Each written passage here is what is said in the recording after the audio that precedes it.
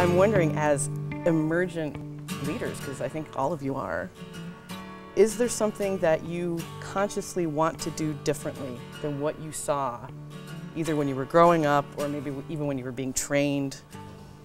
I grew up in a Judaism that was kind of, you know, you were in your own community and didn't really communicate with those who are on either side of you.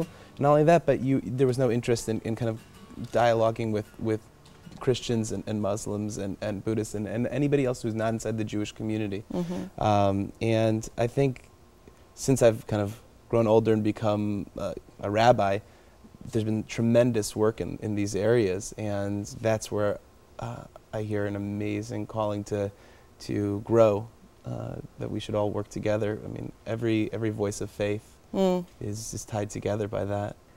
Tahira, what did you see growing up that you absolutely don't want to replicate? I grew up with a barrier where I couldn't see the person who's preaching. Of course, it was a man. I can't see him. I have no idea where he is. I felt that women should have a place. Even as we're here, there's a debate going on in a Chicago masjid of whether or not there needs to be a veil between the men and the women.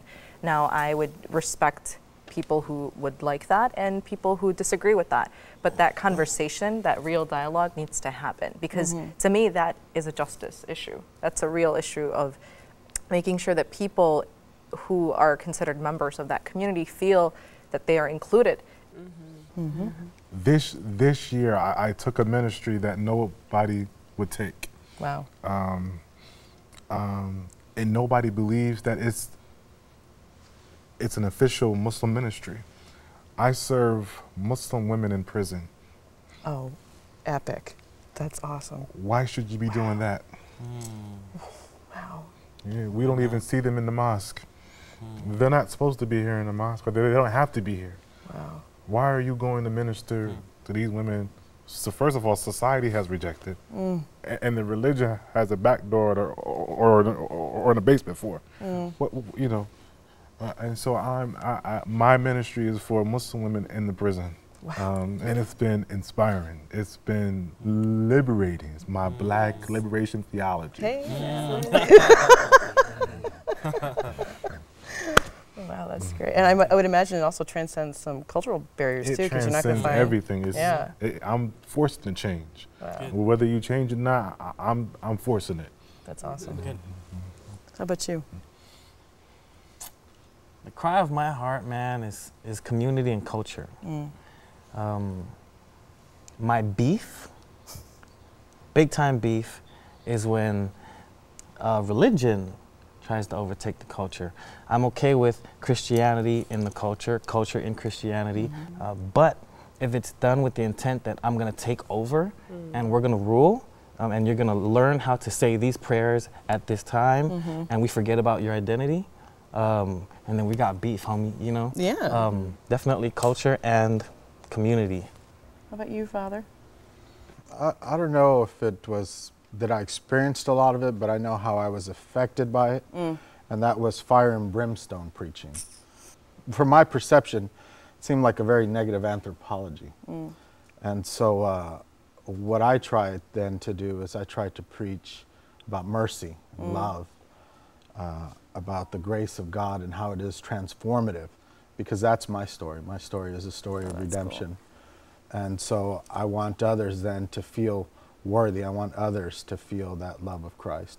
When I first heard about this project, I kept thinking of that line from Evan Almighty, when somebody comes up and he's at that point full on Noah with the white hair and the long beard and the robe, and the ark is finished, and some journalist says, "What makes you think God chose you?" And he stops and he said, "God chose all of us." Yeah.